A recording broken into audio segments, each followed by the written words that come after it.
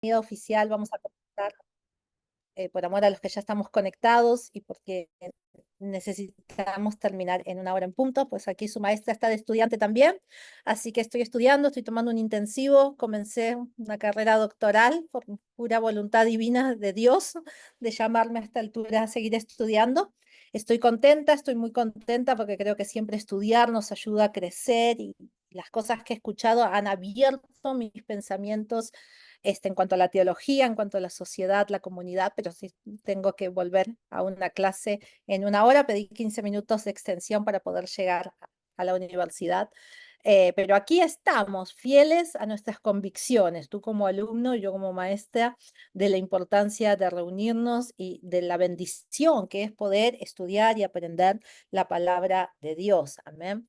Entonces, yo quisiera comenzar en este día, antes de hacer una oración, quisiera comenzar con un texto bíblico, quisiera comenzar con Efesios 1, versículo 17 al 18, dice la palabra de Dios en Efesio, para que el Dios de nuestro Señor Jesucristo, el Padre de toda gloria, os dé espíritu de sabiduría y de revelación en el conocimiento de Él. Nosotros estudiamos teología, estamos estudiando el conocimiento de Dios, ¿verdad? La teología es el conocimiento de Dios. Así que creo que tenemos que hacerlo pidiéndole a Dios un espíritu de sabiduría y de revelación, porque quizás en esta clase y en estas semanas y en el estudio te encuentres con cosas que desafíen tu línea de pensamientos y donde necesites la revelación de Dios para poder entender lo que estás estudiando. Versículo 18 dice, alumbrando los ojos de vuestro entendimiento para que sepáis cuál es la esperanza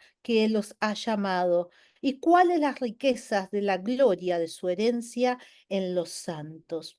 Y si tú te tuvieses que preguntar en este día, ¿para qué sepáis cuál es la esperanza a la que Él os ha llamado? Yo cuando analicé el otro día este texto me puse a pensar, pero la esperanza no es Cristo, la esperanza no es la salvación. ¿Por qué Dios me habla de esperanza? ¿Será que Dios quiere también que alimente en la revelación del Espíritu y en el conocimiento de su palabra la esperanza de mi llamado, la esperanza de entender quién soy, para que yo pueda vivir conforme a las riquezas que Él tiene para sus santos? Tú sabes, santos significa apartados para Dios. Tú y yo somos santos en el Señor, porque la palabra santo significa ser apartados para Dios. No significa ahí que nos van a poner un monolito, una, una estatua, sino que significa que Dios te ha apartado, ¿no? Y creo que es lindo recordar la esperanza en el Señor. La esperanza en Cristo todos la tenemos, que es la vida eterna y es la salvación. Y en este día vamos a hablar de la salvación, pero también tenemos que recordar la esperanza de aquel que nos llamó, la esperanza de las cosas buenas que tú y yo podemos cambiar en esta vida. Mira, si hay algo que me ha motivado de volver a estudiar es alimentar mi esperanza de que aunque sea quizás una simple mujer, puedo colaborar a un mundo para que este mundo se acerque a Cristo, para que el reino de Dios sea extendido y para que las cosas que van tan mal y se ven tan mal, pueda yo colaborar, aunque sea con un granito de arena de parte de Dios, para cambiarlas por un bien.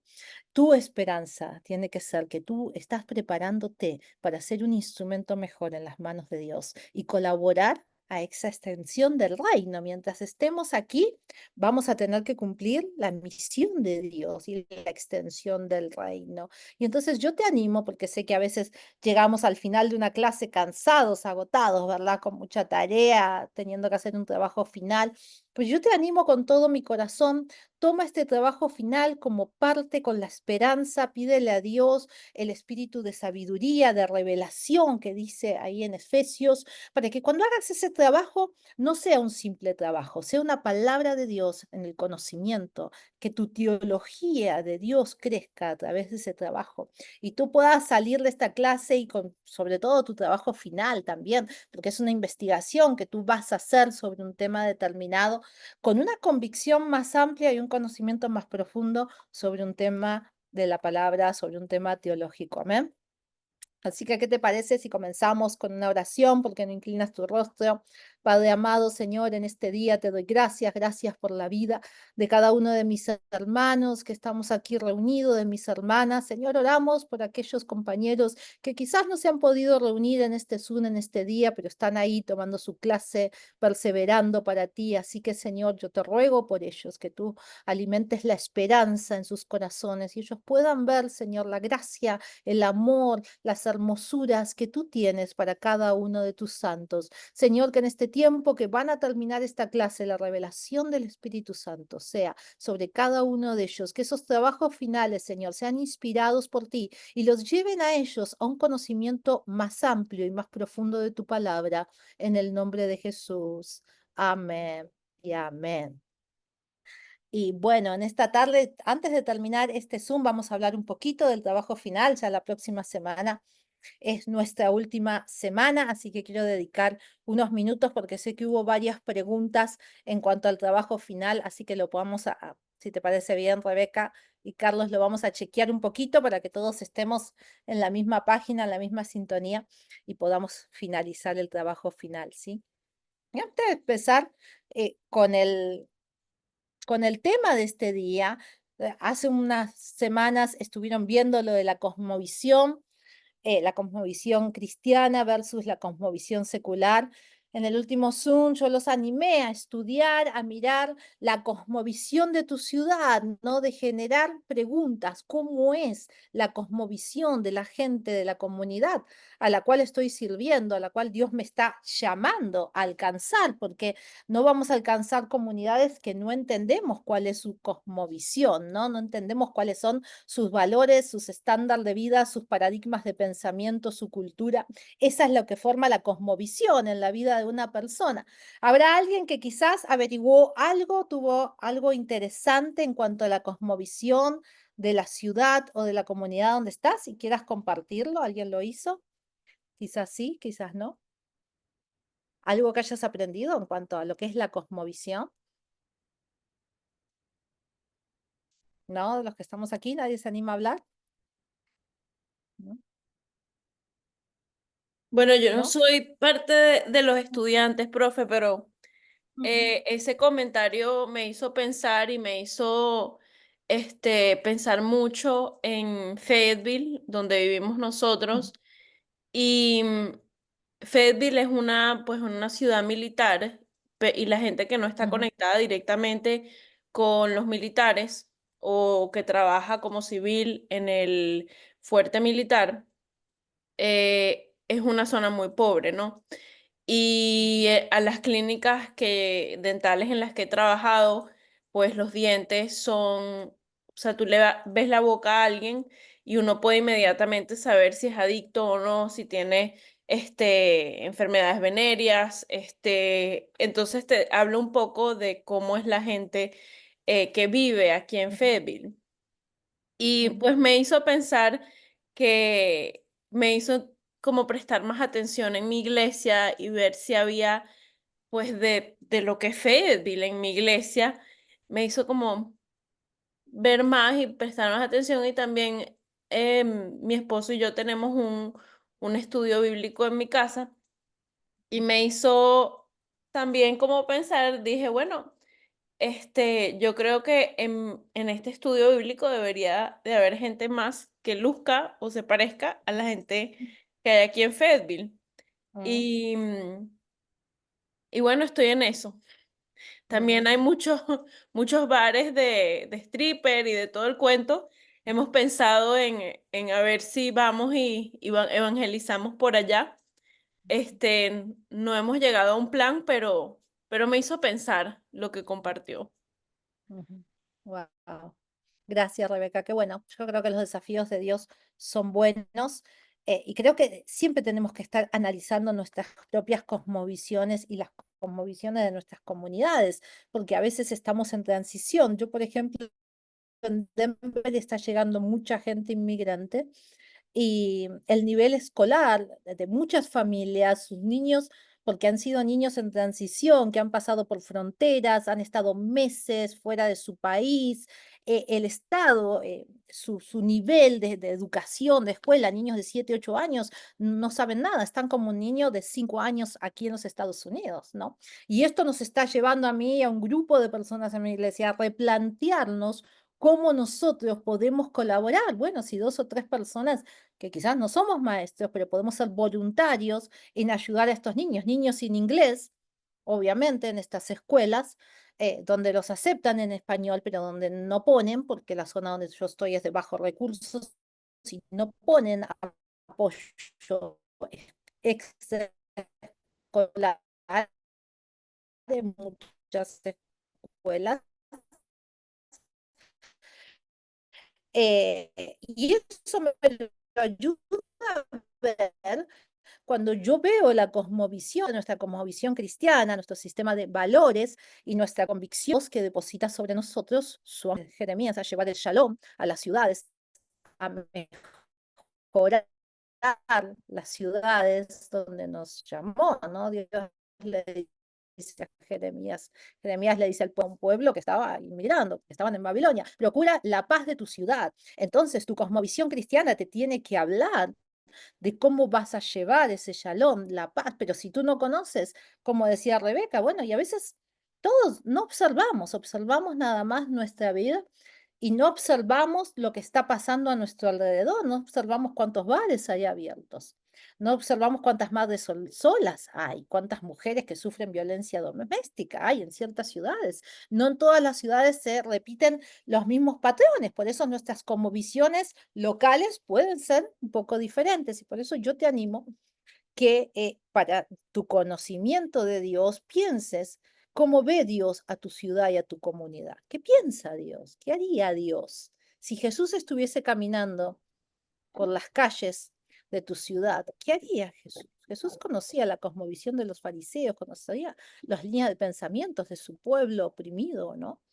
Este, fíjate que cuando él sana a la mujer encorvada en los evangelios, Jesús la llama hija de Abraham. ¿Sabes por qué? Porque una mujer que era considerada una mujer enferma, una mujer discriminada y mujer, decirle hija de Abraham restituía su identidad como judía. Era un nombre muy elevado. Jesús no le dijo hija de Abraham por casualidad. Jesús le dijo hija de Abraham para restituir la identidad de esa mujer. Jesús sabía las palabras que le estaba diciendo y esa mujer también lo sabía. Pero lo hizo porque Jesús entendía y conocía el contexto de lo que vivía una mujer así en medio de su ciudad. Sabía que una mujer encorvada, enferma y mujer era discriminada, era tratada como poco, era dejada de lado, no era respetada como una hija de Abraham. Por eso se lo dice. Por eso es importante conocer la cultura y la cosmovisión de lo que nos rodea. ¿Amén?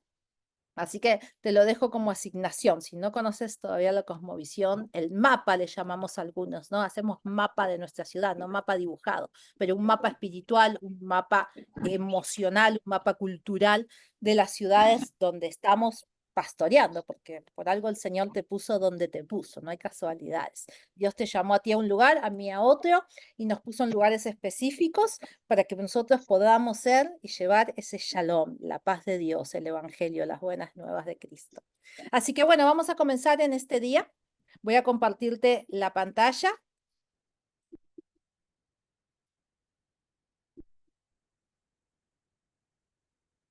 Yo le puse teología 3 porque es nuestro Zoom 3, ¿no? Este, no necesariamente porque tú estás en introducción a la teología y estamos viendo ciertos temas, ¿no? Así que vamos a estudiar en este día soteriología, que es la doctrina de la salvación.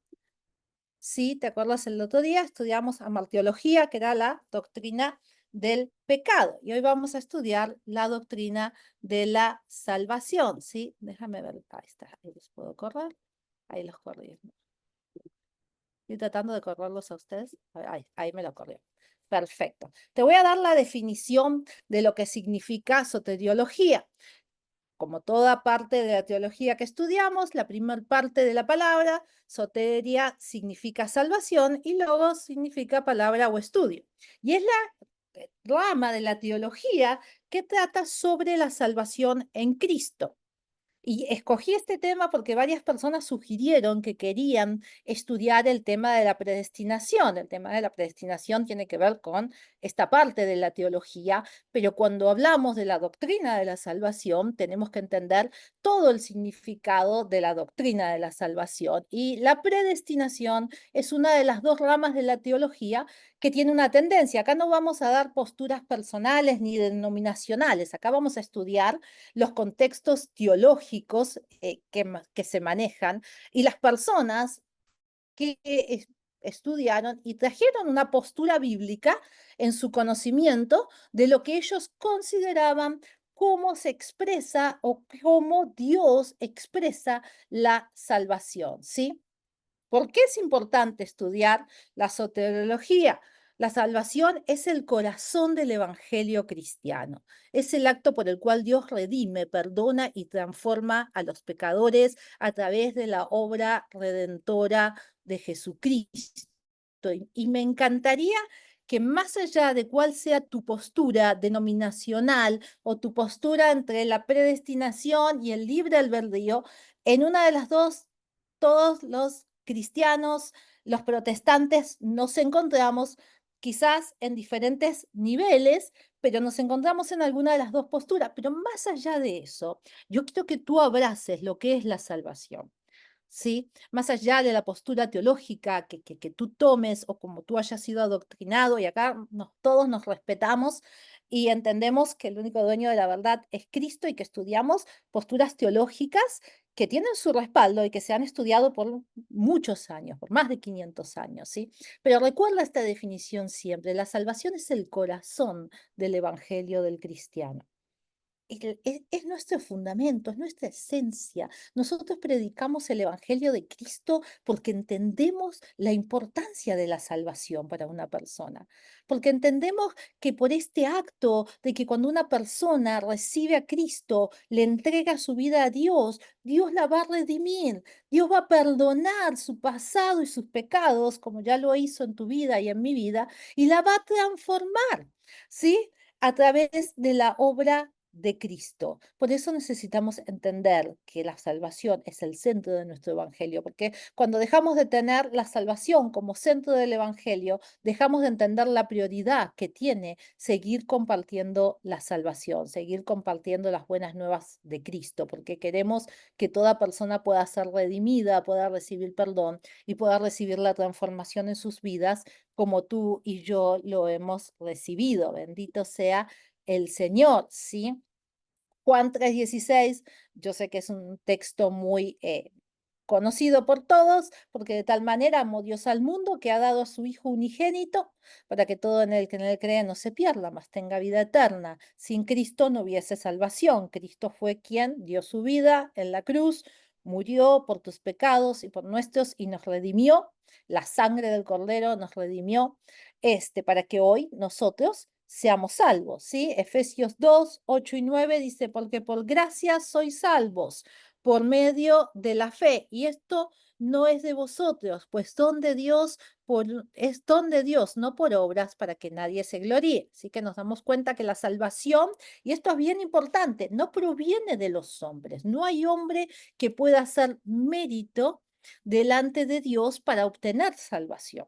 La parte de la Biblia que dice que nuestras obras son como trapo de inmundicia, hablando en cuanto a la salvación, porque después Santiago dice, muéstrame tus obras y te mostraré mi fe, ¿no? Habla de la fe combinada con la salvación, porque todos aquellos que somos salvos y hemos experimentado el perdón, la transformación, hoy tenemos un corazón diferente. Yo hace 25 años atrás no me interesaba en cómo estaban las personas de mi comunidad. A mí me interesaba mi vida, la vida de mi familia, la vida de mis amigas, a lo sumo. Y si ellos estaban bien, no me interesaba si los niños iban o no iban a la escuela. Eso es parte de la nueva naturaleza, esa es parte de la salvación que hemos recibido, del don de Dios. Entendemos que esa gracia inmerecida es lo único que transforma los corazones. El único que nos podía dar salvación era Jesucristo viniendo y pagando el precio de nuestros pecados. Y no hay persona en nuestro universo que pueda alcanzar la salvación si no es a través de Cristo. Jesús lo declaró, dijo, yo soy el camino, la verdad y la vida. No dijo, soy un camino más, dijo, soy el camino, la verdad y la vida.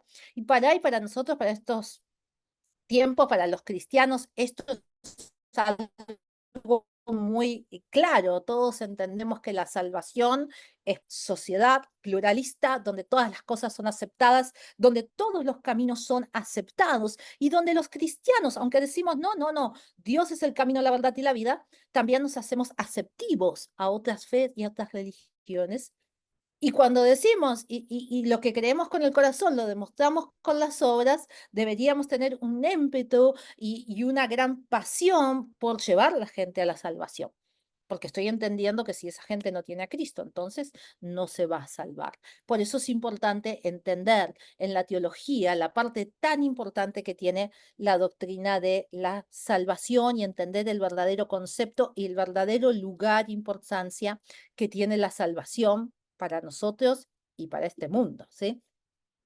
Encontramos el problema del pecado y la necesidad de la salvación, ¿sí? Zoom pasado hablamos bastante en cuanto a nuestra naturaleza pecaminosa, ¿no? El pecado nos separa al ser humano de Dios, ¿no? Y en Romanos 3:23 vemos, por cuanto todos pecaron, están destituidos de la gloria de Dios. Y otra vez, no hay nadie que pueda alcanzar salvación si no es a través de Cristo. El castigo por el pecado es la muerte. La muerte espiritual, Romanos 6:23 dice, porque la paga del pecado es muerte, mas la dávida de Dios es vida eterna en Cristo nuestro Señor. Sí. Hermano Jairo, ¿quieres guardar tu pregunta para dentro de un ratito cuando terminamos? Sí. Anótala ahí y cuando terminamos pasamos a las preguntas. Bueno, Sí, escríbela para que no se te olvide ahí en donde estás y cuando terminamos pasamos a los comentarios y a las preguntas. ¿Está bien? Seguimos, ¿sí? La salvación nos lleva la consecuencia del pecado, de la separación con Dios, nos lleva a una alienación con Dios, o sea, a una separación con Dios, a vivir apartados de Dios, a la perdición eterna sin Cristo, perdemos la entrada al cielo, perdemos finalmente todo lo que Dios tiene para nosotros y nos lleva a la necesidad de la reconciliación con Dios, ¿no? Nosotros necesitamos reconciliarnos con Dios. El apóstol Pablo dice que nosotros somos instrumentos de reconciliación entre el mundo y Cristo. Así que nosotros somos los que tenemos ese poder de reivindicar a las personas para que a través de Cristo las consecuencias del pecado sean quitadas, sean perdonadas y esas personas puedan adquirir la vida eterna, una relación con Dios y una reconciliación con Dios, ¿sí? Ahora, y aquí es más que nada donde quiero llegar por las preguntas en cuanto a la predestinación. Dice, hay diferentes perspectivas teológicas sobre la salvación y son dos perspectivas teológicas las más grandes que se manejan, ¿sí? Y la primera, y yo sé que tú has leído en tus libros en cuanto a la predestinación, ¿sí? Yo le voy a dar una repasada porque creo que es importante entender de dónde viene la predestinación y porque tú, si bien tú estás en una denominación o tienes una doctrina predestinataria o calvinista, se le llama muchas veces, porque Juan Calvino fue uno de los propulsores, de los creadores de la doctrina, de la teología de la predestinación.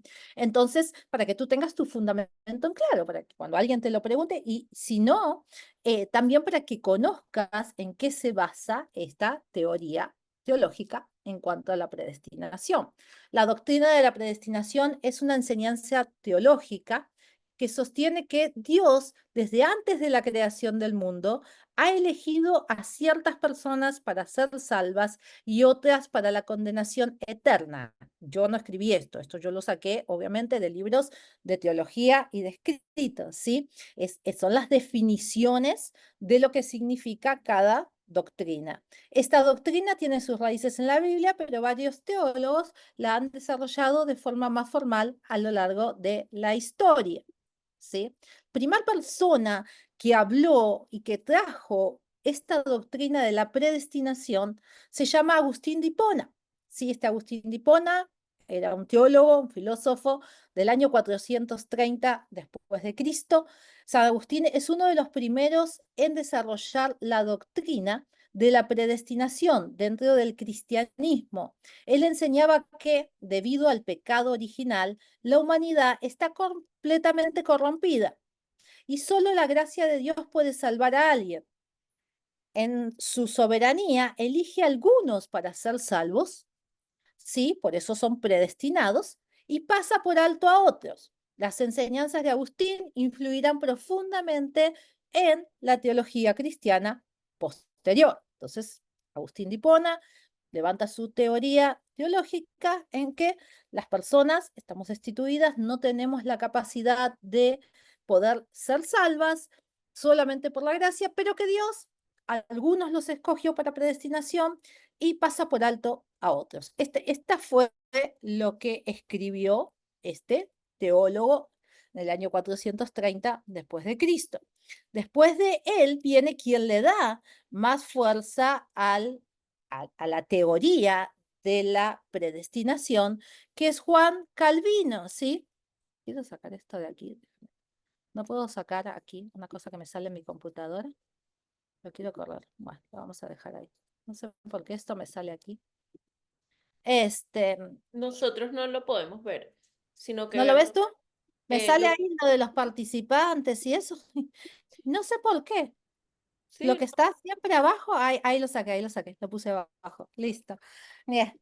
Juan Calvino en el año 509 vivió él al 1569. O sea, obviamente, después de Agustín de Hipona a Juan Calvino, hubo varios teólogos que vinieron, agregaron, reforzaron, pero nadie hizo grandes cambios ni nadie le dio un énfasis tan fuerte a la teoría de la predestinación como fue Juan Calvino. Por eso, muy frecuentemente a las doctrinas o a las iglesias o a las denominaciones que creen en la predestinación se las llama calvinistas, o ellos son calvinistas, ¿no? Con referencia a la salvación, ¿no? Porque obviamente las teologías de la predestinación, aparte de la salvación, quizás después encuentras en Juan Calvino, escribió varias sobre varios puntos de la teología, pero nosotros nos vamos a enfocar nada más que en el de la salvación, ¿sí? Uno de los más importantes reformadores protestantes, Calvino, fue quien más sistematizó la doctrina de la predestinación, haciéndola una de los pilares de la teología reformada. En la obra de Juan Calvino, Institución de la Religión Cristiana, Calvino argumenta que Dios ha elegido incondicionalmente a algunas personas para la salvación y ha pasado por alto a otras para su condenación. ¿Sí? Lo mismo que decía este Agustín Hipona. Su enfoque en la soberanía absoluta de Dios y su interpretación de la predestinación como una doctrina central influyó profundamente en las iglesias reformadas y presbiterianas. Por eso es la doctrina de que se crea Martín Lutero, el reformador Martín Lutero de la Iglesia protestante, también enfatizó sobre la predestinación como Calvino. Lutero también enseña una forma de predestinación basada en la creencia de la justificación por fe. Para Lutero, la salvación dependía enteramente de la gracia de Dios, no del libre albedrío humano. Enseñó que solo los elegidos por Dios recibirían esa gracia. Estas fueron las declaraciones teológicas escritas por estos hombres de Dios, grandes teólogos, reformadores de la iglesia protestante, fueron sus declaraciones en cuanto a la predestinación, ¿sí? Ahora, ¿en qué se basa? Obviamente, después vamos a estudiar el libro del Dios. Cada una de estas dos ramas de la teología que ponen una postura en cuanto a lo que creen de la salvación, lo hicieron basado en estudios que ellos entendieron que estas partes bíblicas a ellos le daban el respaldo de pensar que Dios salvaba las cosas y Dios se movía en la salvación para los predestinatarios de esta manera. Para los calvinistas predestinatarios de esta manera, no, Dios tiene un grupo de personas seleccionados, ¿sí? En la soberanía de Dios, Dios escoge a quien da salvación, ¿sí? La soberanía de Dios en elegir a quien mostrar misericordia. Uno de los versículos claves es Romanos 9, 15, 16. Dice, pues a Moisés dije, tendré misericordia del que yo tenga misericordia y me compadeceré del que yo me compadezca. Así que no depende del que quiere ni del que corre, sino de Dios que tiene misericordia. Y otra vez, yo te estoy compartiendo fundamentos bíblicos, teológicos, versículos que yo no escogí, no es que yo puse Romanos 9, yo no puse aquí nada personal mío, para nada, esta no es mi iglesia, ¿sí? Nadie vino a preguntarme a mí, bueno, ¿usted qué cree? ¿En la predestinación o en el libre albedrío? Yo te estoy dando una clase de teología donde quiero que tú conozcas las dos perspectivas bíblicas y en qué se respaldan cada perspectiva bíblica, ¿sí? Otro versículo clave, la clave de la doctrina de la predestinación, que sostiene que Dios elige a los que serán salvos desde antes de la creación. Es Efesios 1, 4 y 5. Dice, según nos escogió en Él antes de la fundación del mundo, para que fuésemos santos y sin manchas delante de Él. En amor, habiéndonos predestinado para ser adoptados hijos suyos por medio de Jesucristo, según el puro afecto de su voluntad, ¿sí? Y por último te voy a compartir Romanos 8, 29, 30, dice, porque a los que antes conoció también los predestinó para que fuesen hechos conforme a la imagen de su Hijo, para que Él sea el primogénito entre muchos hermanos, y a los que predestinó, a estos también llamó, y a los que llamó, a estos también justificó, y a los que justificó, a estos también glorificó. Así que la doctrina de la predestinación, escrita por Agustín Hipona y luego por el reformador Juan Calvino, apoyado por Lutero, ellos consideraban que en la soberanía de Dios, Dios escoge a los que van a ser salvos, que ningún hombre, porque todos estamos perdidos del pecado, es solo la gracia de Dios, pero no es la gracia sobre todos los hombres. Es que Dios escoge en su soberanía a los que van a ser salvos. Por eso, generalmente las doctrinas, las denominaciones que creen en la predestinación, dicen, no, si fuiste salvo, siempre salvo. Quizás tú has escuchado ese concepto. ¿Basado en qué? En que porque fuiste predestinado vas a ser salvo. Ahora también, ¿no? La filosofía correcta de estas denominaciones es, si una persona fue salva, entonces no se va a apartar de Dios porque Dios ya lo escogió para ser salvo. Si llega a una iglesia donde son de la predestinación y una persona se entrega a Cristo, pero después la persona se aleja y se va al mundo, por ahí podés escuchar que dicen, bueno, no era salvo al final, no fue predestinado. Esas son las perspectivas teológicas. Después viene la perspectiva teológica del libre albedrío, o muy conocido también como el arminianismo. Tú vas a escuchar que pueden decir, para los que creen en el libre albedrío, denominaciones que creen en el libre albedrío, dice, oh, ellos son arminianistas, ¿sí?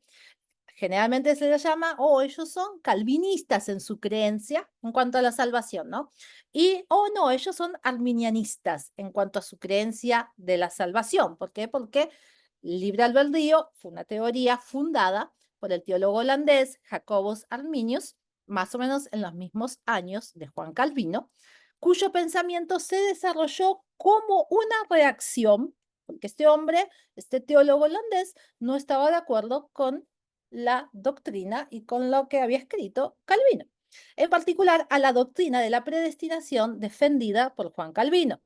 Arminius rechazó la idea de que Dios había predestinado a algunas personas para salvación y a otras para condenación, y en su lugar propuso que la gracia de Dios está disponible para todos, pero que cada persona tiene la responsabilidad de aceptarla o rechazarla a través de su libre albedrío. Este holandés, teólogo, viene y dice, no, no, no, yo no estoy de acuerdo con lo que dice Calvino. Y ahora vamos a ver, obviamente, él también se respaldó de ciertos textos bíblicos, porque la gracia de Dios es para todos, ¿no? Obviamente uno de los textos que usa el arminianismo, Juan 3:16, dio Dios a Jesús, a su Hijo, para que nadie se pierda y pueda tener vida eterna, ¿no? Entonces ellos dicen, no, el que tiene la decisión de aceptar a Dios y a Cristo es la persona, por eso Dios depositó en toda persona el libre albedrío. Porque entonces Dios, si no, ¿por qué nos habría dado el libre albedrío? Para que escogiéramos. Entonces una persona del arminianismo creen generalmente que tenés que caminar en la salvación, que tu elección tiene que ser Cristo y caminar, y si te alejas de Dios, perdes la salvación. Bueno, es que él se aleja de Dios, si no vuelve a Dios, ¿no? Pierde la salvación.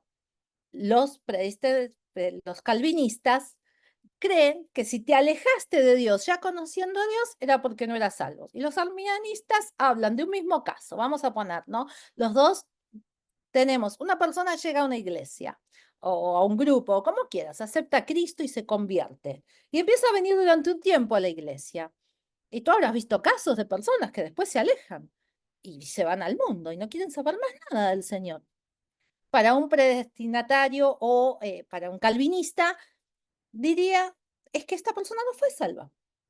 Se emocionó, vino, se encontró con Dios. No sé qué tipo de explicación te pudiese dar, pero para él no es salva, porque si no, no se hubiese alejado. Para un arminianismo, los del libre albedrío te dirían, oh, hay que hablar por esta persona porque él está perdiendo su salvación. En estos momentos él no es salvo. Si vuelve, va a ser salvo. Fue su elección. Su elección fue llegar, pero ahora su elección fue volverse al mundo. Para los dos, en realidad, la persona alejada de Dios y que no da frutos de arrepentimiento y que no está viviendo una vida con Cristo, honestamente, para las dos doctrinas, la persona que no vive una vida conforme a la de Dios, sea cual sea la postura teológica, está perdida. Sea porque crean que nunca fue salvo, o sea porque crean que fue salvo y se alejó del camino en sus decisiones, ¿sí? Libre albedrío dice, no, la posibilidad de ser salvos Dios se la da a toda persona, porque Dios ama a todos por igual. Dios no hace acepción de personas, pero algunos deciden, por la gracia de Dios, obtener la salvación y acercarse a Dios y otros no. El libre albedrío o gracia previniente también se le llama. El arminianismo enseña que, aunque el ser humano está caído y afectado por el pecado original, Dios otorga una gracia previniente a todos, que restaura la capacidad de responder al llamado del Evangelio. Para el arminianista, todos tenemos la misma capacidad de responder al llamado del Evangelio, toda persona. Esta gracia no es irresistible, es decir, las personas tienen el libre albedrío para aceptarla o rechazarla. Los de la predestinación dicen la gracia sobre los escogidos es irresistible y ellos dicen no, la gracia es resistible, la escoge aquel que quiera. La elección condicional, ¿sí? Para el arminianismo, Arminio sostuvo que la elección de Dios para salvar a los individuos es condicional, basada en la fe previa de la persona. La persona tiene que tener fe para creer en Dios y en Jesucristo. Esto significa que Dios, en su omnisciencia, previó, o sea, Dios sabe quiénes elegirían libremente creer en Cristo y sobre esa base los predestinó para salvación, ¿sí? Ellos dicen que Dios conoce todas las cosas, que al final del día Dios sabe quién va a ser salvo. Y sí, esa es una realidad, no importa de qué postura teológica la mires, Dios conoce todas las cosas. Al final del día, Dios es el único que conoce. Ni tú ni yo conocemos realmente, te quieras parar en la vereda que te quieras parar, o tengas la doctrina o la creencia teológica respetable del calvinismo o del arminianismo, el único que sabe al final del día quiénes vamos a ser salvos en su omnipotencia, en su omnipresencia, es Dios, ¿sí? No hay humano que lo sepa, tú y yo no lo sabemos, por eso nosotros, porque si lo supiésemos, entonces no predicaríamos el Evangelio. ¿Para qué va a predicar el Evangelio a este? Este nunca se va a salvar. Qué feo, ¿no? Qué feo si alguien hubiese pensado, yo me pongo en mi lugar y digo, qué feo si alguien hubiese pensado hace 25 años atrás, no, yo a Guillermo y a Vanessa no les comparto el Evangelio, estos no se van a salvar. Mira, si nosotros pudiésemos saber, qué desastre haríamos. No, a este sí, a este lo persigo, lo persigo, lo persigo, porque sé que este va a ser salvo. Qué desastre sería. El único que sabe eso es Dios. no lo va a revelar, porque si no haríamos, yo creo que haríamos un bochorno las personas con eso. Nuestra capacidad y nuestra revelación de Dios nos lleva a entender bíblicamente y teológicamente que nosotros necesitamos predicar la salvación, porque toda persona que no conoce a Cristo, que no ha sido expuesta al Evangelio de Cristo, se pierde, que la persona necesita a Jesucristo, necesita la salvación de Cristo para restaurar su relación con Dios, para heredar la vida eterna, para tener salvación. Eso es nuestra revelación y eso es lo que nosotros tenemos que dar como prioridad para nuestra misión de extender el Evangelio, ¿sí? Por último, ya casi para ir terminando, al menos con esta parte, la expiación ilimitada, a diferencia del calvinismo que enseña que una expiación es limitada, porque recuerda, para los calvinistas, Jesús murió por un grupo de personas, Cristo murió por los elegidos, por los predestinados, ¿sí?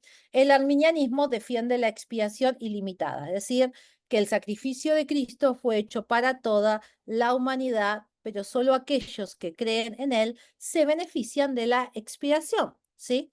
Fue para todos, pero solo aquellos que deciden creer se van a beneficiar. Quiero darte, ya no tengo mucho tiempo, versículos bíblicos utilizados para defender la teoría, la doctrina del arminianismo. Primera de Timoteo 2, 3 y 4 dice, porque esto es bueno y agradable delante de Dios nuestro Salvador, el cual quiere que todos los hombres sean salvos y vengan al conocimiento de la verdad. Este pasaje respalda la idea de que la gracia y el deseo de la salvación de Dios están disponibles para todos, no solo para los escogidos. Otro versículo, como ya vimos, Juan 3:16, el arminianismo sostiene que todo aquel que en él cree tiene la oportunidad de ser salvo, lo que implica una oferta universal de la salvación.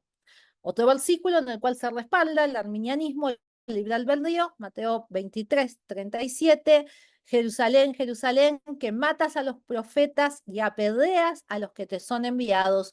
¿Cuántas veces quise juntar a tus hijos como la gallina junta sus polluelos debajo de sus alas y no quisiste? Este pasaje nos muestra que a pesar del deseo de Dios de reunir a todo su pueblo, las personas pueden resistir a ese llamado, lo cual refuerza la idea de la gracia resistible. Aunque el pasaje dice que quiso reunir a todos, no todos los puedo reunir, no todos aceptamos la salvación y la gracia de Dios.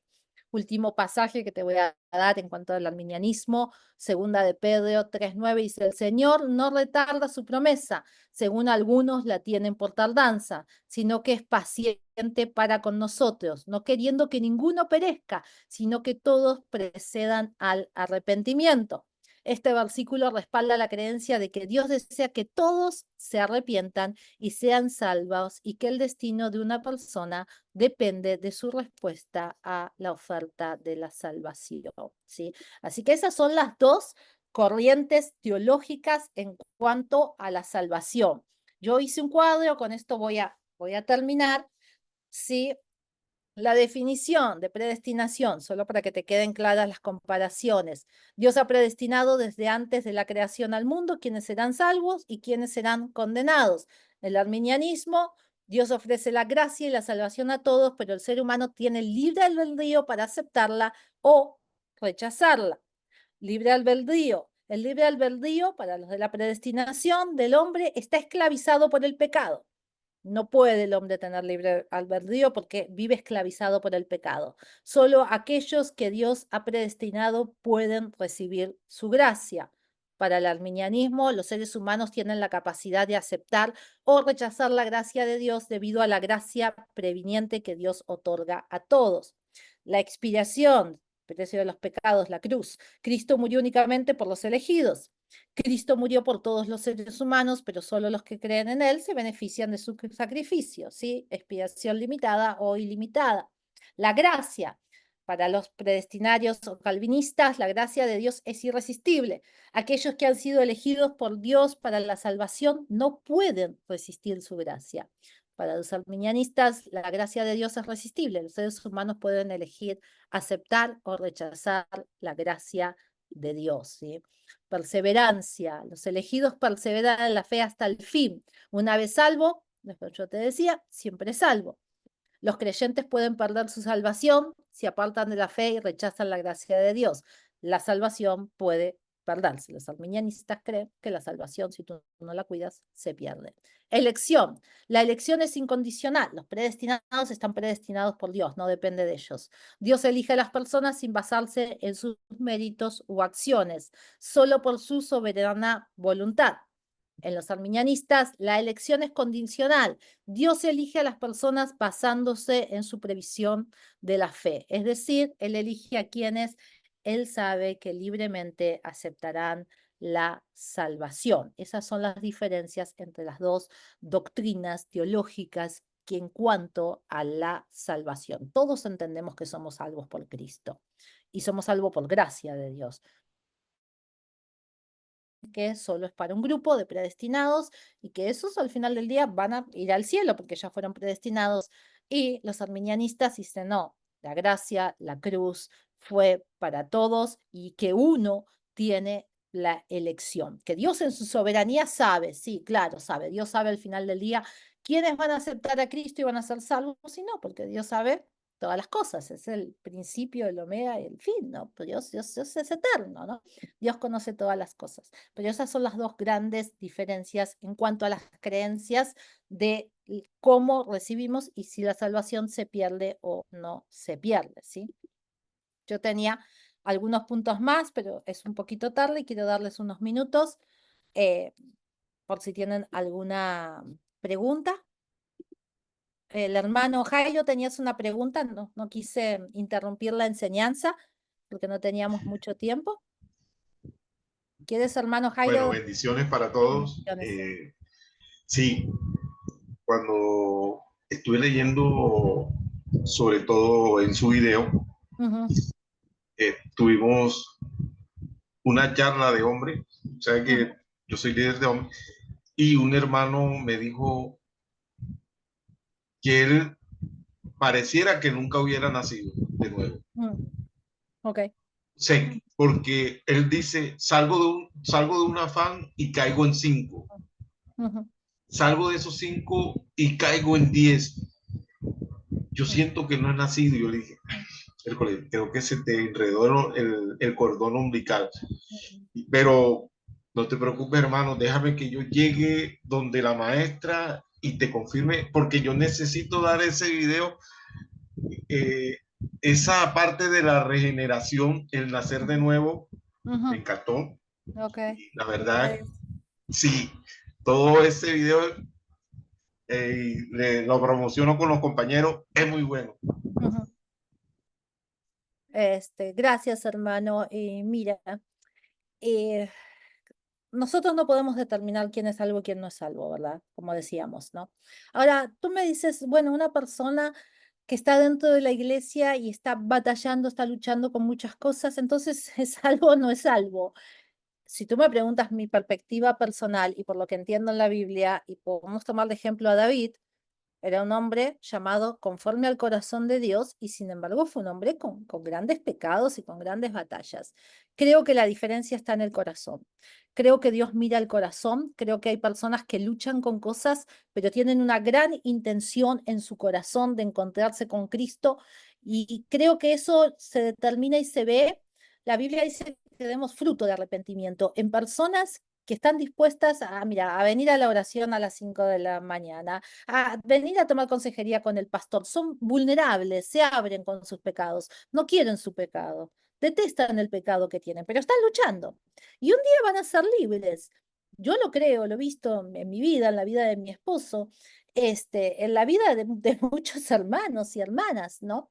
Y hay otras personas que aunque vengan a la iglesia, siguen deleitándose en sus pecados, no aborrecen el pecado. La Biblia dice que nosotros necesitamos aborrecer el pecado. Pablo dijo, aborrezco el pecado que está en mí. Creo que esa es la gran diferencia. Todos cometemos pecados, todos cometemos errores. La Biblia dice que estamos siendo perfeccionados a la imagen de Cristo, ¿verdad? Ninguno ya es Cristo, ninguno de nosotros es perfecto. Pero creo que la gran diferencia la marca Pablo en Romanos cuando dice, yo aborrezco el pecado que mora en mí. Y creo que eso es lo que nos determina como cristianos y como hijos de Dios. Creo que cuando tenemos a Cristo empezamos a aborrecer el pecado que mora en nosotros. No importa si es la mentira, si es el chisme, si es el alcohol, lo que sea. Lo aborrecemos y buscamos el camino para salir de ahí. Oramos, ayunamos, buscamos consejería, buscamos sanidad interna, lo que sea, porque cuando tú aborreces algo, tú no lo quieres tener. Tú aborreces comer burritos y te traen un burrito cerca y dices, guácale, sácame esto de aquí. Es que a mí no me. Mi esposo, por ejemplo, detesta los pepinillos que te ponen en las hamburguesas. Y cada vez que le traen una hamburguesa, dice, ay, que esto, sácame este pepinillo porque yo lo detesto, lo aborrezco.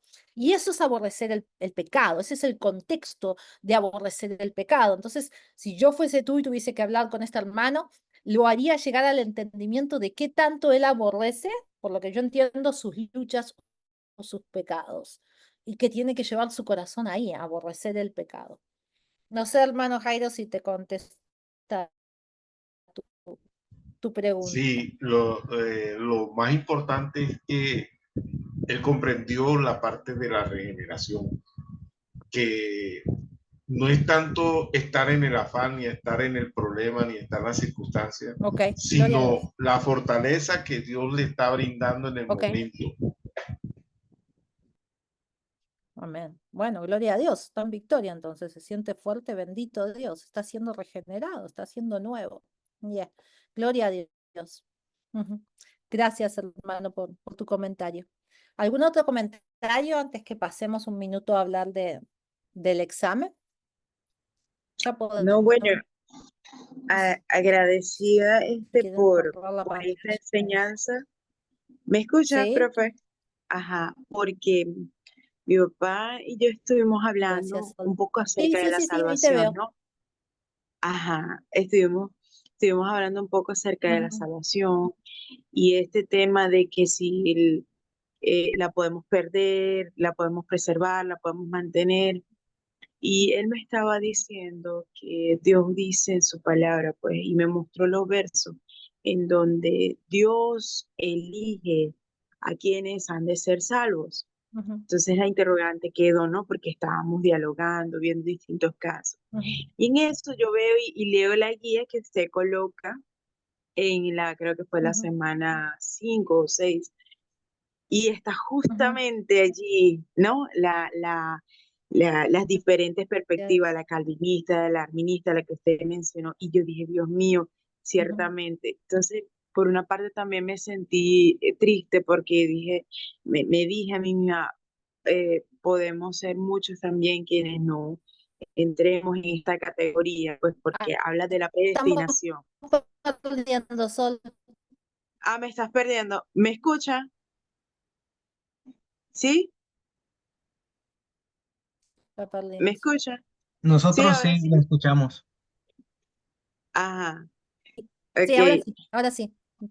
Bueno, que en todo esto, mientras mi papá y yo estábamos Ujú, hablando acerca de lo que era la salvación, de ganar, de que si la podemos perder, cuando yo veo el estudio de la ujú, predestinación, o sea, lo que está plasmado en la guía, tenía ujú, una idea, pero se confirmó y de verdad estoy muy agradecida porque estos estudios ustedes no saben lo cuán importantes son para nosotros porque nos ayudan a descifrar interrogantes de la vida cotidiana, de caminar con el Señor, y se aclara muchas de nuestros conceptos o ideas que hemos tenido acerca de doctrinas básicas, pues como lo es la claro, salvación. claro, claro, ujú, claro. Y creo que, o sea, la mayoría de las personas pertenecemos o estamos en una vereda o en la otra, ¿no? Algunos quizás más alejados y hay otras denominaciones o doctrinas quizás que están como un poquito más cerca una de la otra, ¿no? Pero estas son las dos teorías y como tú ves, los dos tienen su respaldo bíblico. Los dos los dos aman a Cristo y los dos promovemos el Evangelio de Jesucristo. Creo que hay que entender, hay personas que usan el ejemplo entre la predestinación y el arminianismo o calvinismo y arminianismo como el ejemplo del 6 y el 9, ¿no? Mi esposo es una persona que le gusta hacer ese ejemplo cuando le preguntan, ¿no? Bueno, ¿Cómo mira usted esto? Bueno, uno es el 9 y el otro es el 6. Es como que miras la misma perspectiva con un enfoque diferente, porque al final del día los dos terminamos diciendo, el que está fuera del evangelio, el que camina sin Cristo, los dos terminamos entendiendo, bueno, yo no sé si fue predestinado o si por gracia va a aceptar. A toda criatura tenemos que compartirle el evangelio. Todos entendemos eso, ¿verdad? Todos, no importa si estás de este lado del calvinismo o el arminianismo, todos entendemos que nosotros no conocemos eso, solo Dios lo conoce, así que tú tienes que predicarle el evangelio a todo el mundo.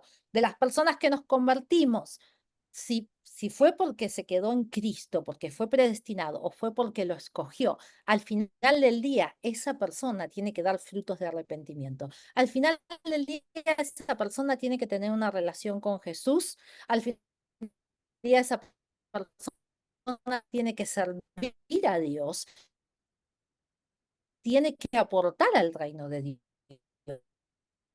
Eso es lo que la palabra de Dios para la transformación. Entonces, mires el 9 o mires el 6. Ok, si tú me preguntas a mí, fine, está bien. Está bien de dónde te pares. Los dos tienen fundamentos teológicos, son doctrinas de más de 500 años.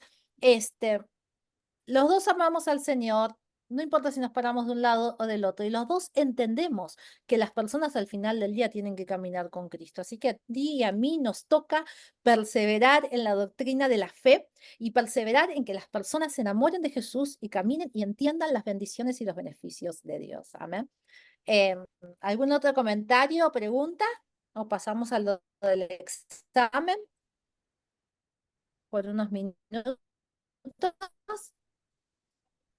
¿No? Voy a dejar de compartir pantalla entonces, porque ya no lo necesitamos más. A ver si lo puedo cerrar.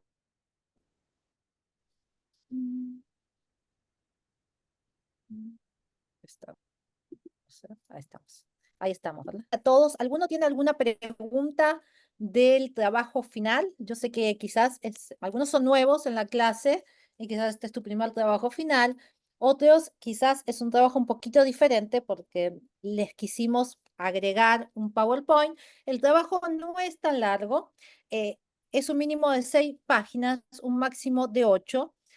Así que no es tan largo como otros trabajos, justamente porque te agregamos el trabajo de crear un PowerPoint. Ahora, algunos nos han mandado a preguntar, bueno, ¿qué tan largo puede ser el PowerPoint? ¿Cuánto puedo poner? Yo creo que para un trabajo final, y tampoco quiero complicarles a ustedes la vida, de 10 a 15 slides estamos bien. Si tú quieres, mira, hay diferentes tipos de PowerPoint. Una cosa es un PowerPoint para una predicación. Si tú me miras a mí los domingos y miras mi PowerPoint, pongo los versículos, pongo ciertas frases, no pongo tanto como en una clase. Generalmente en las clases se pone más material para que la persona lo visualice, lo lea, si quiere le tome una foto. Muchos alumnos a veces tomamos fotos de los PowerPoint, de los maestros, ¿no? Porque aparte la clase es más informativa. La prédica es más inspiracional, entonces no se necesita desarrollar tanto contexto teológico o tanta información como para hacer PowerPoint tan largos, ¿no? Con tanta escritura. Aparte de la gente en las prédicas, si tú le pones demasiado escritura a los PowerPoint, las pierdes, ¿no? Y en las clases no, ganas contexto. Yo te lo dejo a tu decisión. Tú no vas a escribir las 6 hojas en 10 slides, obviamente que no. Pero si tú te sientes cómodo escribiendo más en tus slides porque te ayuda a cuando vas a hacer tu presentación, escribe. Si tú dices, no, a mí me gusta más poner los títulos, el versículo, puntos claves, frases claves, y después obviamente vas a tener que desarrollar la presentación en esos 10 minutos, te vas a basar en tus notas, ¿no? O en que lo sepas, que lo compartas desde tu corazón, pero tú tienes que hacer el PowerPoint basado en tu investigación, en tu trabajo final. Así que si no, vas a necesitar tus notas. Es up to you, para mí está bien de las dos maneras. Lo que queremos es ayudarte a desarrollar y a crecer cómo presentar una enseñanza y cómo desarrollar un tema. Eh, Así que, pues está bien de las dos maneras tus slides. Si tú escribes poco, mientras escribas lo fundamental, lo más importante, está bien. Si tú le agregas, o sea, le agregas, le vas a poner más partes de tu trabajo, ¿no? Y te sientes cómodo de esa manera, también está bien, ¿sí? ¿Quedó claro? ¿Alguna pregunta sobre esto? Sí, profe, es decir, que aparte de la presentación en PowerPoint, hay que entregar como un ensayo adicional, o es nada más la presentación en Claro, tú PowerPoint. tienes que hacer tu trabajo. Claro, no. Tú vas a hacer Ah, tu trabajo, ahí están los temas que puedes investigar, uno de ellos es ujú, lo de la predestinación, y hay varios temas. Tú vas a escoger un tema y vas a hacer un trabajo de 6 páginas a 8, no ajá. más de 8, puedes hacerla de 6 páginas. Después, con esa investigación que tú hiciste, tú ya vas a tener tu trabajo. Oh, Vas a ujú. sentar, si quieres por Zoom, no sé, yo siempre he grabado mis PowerPoint por Zoom. No sé si hay, tú Rebeca, ¿sabes si hay otra forma de grabarlo? Pero todos tienen Zoom, ¿no? Tú No, pones Zoom, pero sí, todos deberían poder meterse en Zoom. claro, tú pones en Zoom, la diferencia que vas a estar tú solo y te sale récord, grabar, le pones grabar, si quieres, yo siempre lo grabo en mi computadora y ahí hablas solo y te expresas y te desarrollas como todo maestro y calcula tu tiempo, ¿sí? Creo que el máximo de cuánto es, 10 minutos. Sí, 10 Liz, minutos, creo que es se, de 8 a 10. se ha considerado con Rebeca y conmigo, que después tenemos que corregir, no nos mandes PowerPoint de 30 minutos. No te emociones, después se los das a algún hermano de la iglesia, le das la clase entera. No más de 10 minutos, por favor, de 5 a 8 minutos, de 5 a 10. ¿Cómo? ¿De cuántos minutos el PowerPoint? 7 a 10. 7 a 10, ¿ok? 7 a 10. Yo, Pero, yo profe, una considero, pregunta. Bien, ajá, bien. Eh, A mí me estaban preguntando que si ellos, Así creo que que, solo, bueno, con un... creo que no profe, perdón, ¿me escucha? ¿Cómo? Una pregunta, Muy profe. buena. Los estudiantes estaban preguntando en el grupo de WhatsApp que si, creo que es lo mismo que Ujú. preguntó Sol, ellos tienen que entregar el documento de Word cuando entreguen la presentación. Yo les había dicho que no, pero no sabía. O sea, ellos entregan dos cosas, Word Ay, y PowerPoint o nada más PowerPoint. ujú. Em, ¿Ustedes creen que es mucho las dos cosas? Habíamos puesto las dos cosas, este, pero quizás es un poco mucho las dos cosas. El PowerPoint sí lo quiero, porque quiero ayudarlos a crecer en sus presentaciones. Me interesa más el PowerPoint. O sea, el escrito también me interesa, no quiero sonar mal, ¿no? Pero quiero decir, creo que en todas sus clases hacen trabajos escritos. Y en esto y nunca hacen un PowerPoint y desarrollan una enseñanza a través de slide. Entonces, si quieren, lo podemos dejar en que desarrollen la enseñanza en los slides. Entonces, si quieren, pueden usar un poco más de slide para que la enseñanza esté más desarrollada, ¿sí? Pero aunque no presentes tu trabajo escrito y vas a presentar nada más los slides tienen que presentar un tema, tienen que tener coherencia, tú tienes que presentar un tema con tu introducción, con tu desarrollo y si puedes le das un cierre también, como si estuvieses presentando una clase, ¿sí?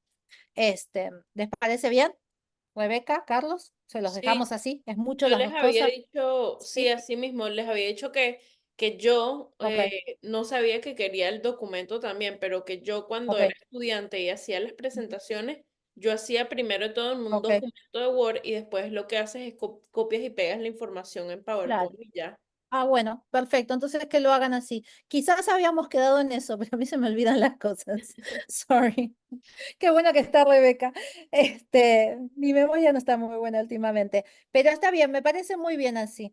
Que lo hagan así entonces. Y pegan la información en los slides, en su PowerPoint. Ok, y lo suben a la plataforma. Perfecto, para el domingo. ¿Mm? Tienen toda la semana un buen tiempo, han visto bastante material, han visto buenos temas, pueden usarlo perfectamente los libros, tienen que usar 2 literaturas adicionales. Sé que les va a ir muy bien porque les ha ido muy bien en toda la clase. ¿Eh?